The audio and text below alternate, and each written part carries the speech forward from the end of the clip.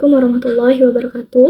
Perkenalkan, nama saya Inaisyah Mutmainah, NIM 2214117, kelas A, semester 4, jurusan Ekonomi Syariah, UIN Sultan Maulana Hasanuddin, Banten. Di video ini, saya akan menjawab soal UAS, mata kuliah kewirausahaan dan bisnis syariah yang diberikan oleh Bapak Aan Ansori, MMMKOM. Soal yang pertama, yaitu bagaimana cara kita menerapkan perdagangan seperti yang diajarkan Rasul di era globalisasi sekarang ini. Jadi, untuk menerapkan perdagangan seperti yang diajarkan Rasulullah dalam era globalisasi saat ini, penting untuk tetap mengikuti prinsip-prinsip etika dan moral Islam dalam setiap transaksi. Ini termasuk jujur, adil, dan bertanggung jawab dalam bisnis, serta mengutamakan kepentingan bersama daripada keuntungan pribadi semata. Selain itu, kita juga dapat menggunakan teknologi dan platform digital untuk memperluas jangkauan pasar dan mempermudah akses pelanggan, tetapi tetap mematuhi prinsip-prinsip syariah dalam setiap transaksi online.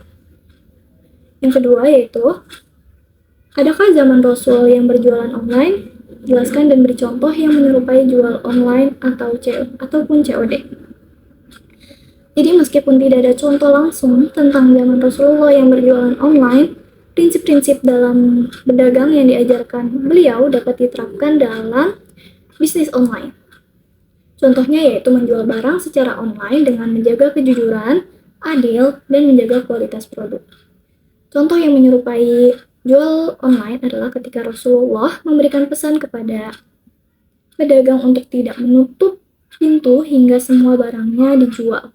Ini menyerupai prinsip dropshipping di era digital. Contoh COD dapat diambil dari praktik pembayaran langsung di tempat saat pengiriman barang, mirip dengan transaksi tunai yang dilakukan di zaman Rasulullah. Soal yang ketiga yaitu, apakah dengan tidak meneladani cara Rasulullah dalam berwirausaha menjadi salah satu penyebab gagalnya seorang muslim berwirausaha? Jawabannya, tidak meneladani cara Rasulullah dalam berwirausaha mungkin dapat menjadi salah satu penyebab gagalnya seorang muslim berwirausaha, terutama jika tidak memperhatikan prinsip-prinsip etika Islam dalam berdagang. Namun, ada banyak faktor lain yang juga dapat mempengaruhi keberhasilan bisnis seseorang, termasuk manajemen yang kurang efektif, kurangnya pemahaman tentang pasar, dan faktor eksternal lainnya. Soal keempat yaitu, sebagai entrepreneur muslim, bagaimana Rasulullah menghitung keuntungan dan kerugian dalam berdagang? Jawabannya, Rasulullah menghitung keuntungan dan kerugian dalam berdagang dengan jujur dan adil. Beliau menekankan pentingnya memberikan informasi yang jelas dan tidak menutupi kerugian dalam setiap transaksi. Rasulullah juga mengajarkan untuk memberikan hak-hak orang lain, termasuk hak atas keuntungan yang adil bagi semua pihak yang terlibat dalam transaksi.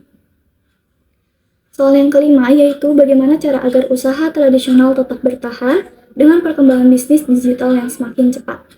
Jawabannya, untuk menjaga agar usaha tradisional tetap bertahan dalam perkembangan bisnis digital yang semakin cepat, penting untuk beradaptasi dengan perubahan pasar dan teknologi.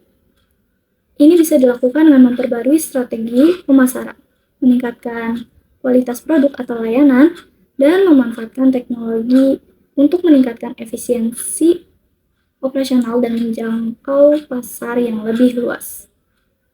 Soal keenam yaitu, bagaimana proses pengembangan produk atau layanan dalam model usaha tradisional supaya produk kita diminati konsumen. Jawabannya, proses pengembangan produk atau layanan dalam model usaha tradisional dapat melibatkan penelitian pasar untuk memahami kebutuhan dan preferensi konsumen, inovasi dalam produk atau layanan yang ditawarkan, serta memperhatikan umpan balik pelanggan untuk terus meningkatkan kualitas dan relevansi produk atau layanan.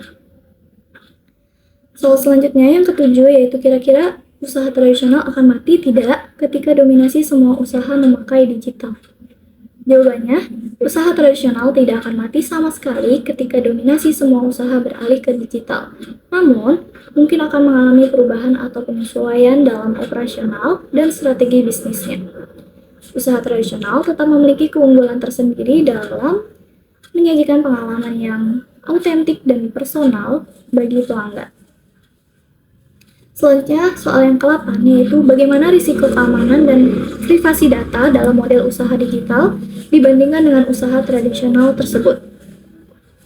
Jawabannya, risiko keamanan dan privasi data dalam model usaha digital dapat lebih kompleks dibandingkan dengan usaha tradisional. Karena adanya potensi ancaman seperti pencurian identitas, kebocoran data, dan serangan cyber. Oleh karena itu, perusahaan digital perlu mengimplementasikan langkah-langkah keamanan yang ketat dan mematuhi peraturan pelindungan data yang berlaku. Soal selanjutnya yang ke-9 yaitu mengenai kisah inspiratif dari pengusaha muslim sukses di Indonesia, apa yang dapat kita pelajari dari pengalaman mereka dalam menjalankan bisnis? Jadi jawabannya, dari pengusaha muslim sukses di Indonesia, kita dapat belajar tentang pentingnya integritas, ketekunan, inovasi, dan pemberdayaan masyarakat dalam menjalankan bisnis. Mereka juga menunjukkan bahwa kesuksesan bisnis dapat dicapai dengan mematuhi prinsip-prinsip etika dan moral Islam, serta berkontribusi positif bagi masyarakat dan lingkungan sekitar. Soal yang ke-10 yaitu bagaimana perkembangan kewirausahaan syariah di Indonesia saat ini. Apakah semakin pesat atau seperti apa? Dan jawabannya, kewirausahaan syariah di Indonesia saat ini mengalami perkembangan yang positif. Dengan semakin banyaknya perusahaan dan lembaga keuangan yang mengadopsi prinsip-prinsip ekonomi Islam atau syariah, hal ini tercermin dalam pertumbuhan sektor keuangan syariah, produk-produk halal, dan peluang investasi yang sesuai dengan prinsip-prinsip syariah. Selanjutnya, soal terakhir yang ke-11, yaitu bagaimana kewirausahaan syariah dapat mengatasi tantangan dalam lingkungan bisnis global yang beragam. Jawabannya, kewirausahaan syariah dapat mengatasi tantangan dalam lingkungan bisnis global yang beragam dengan membangun model bisnis yang berkelanjutan, adil, dan berorientasi pada keberkahan. Prinsip-prinsip syariah yang mengutamakan keadilan, tanggung jawab sosial, dan keberkahan dalam setiap transaksi dapat menjadi landasan yang kuat dalam menghadapi perubahan dan tantangan dalam bisnis global. Sekian dari saya. Wassalamualaikum warahmatullahi wabarakatuh.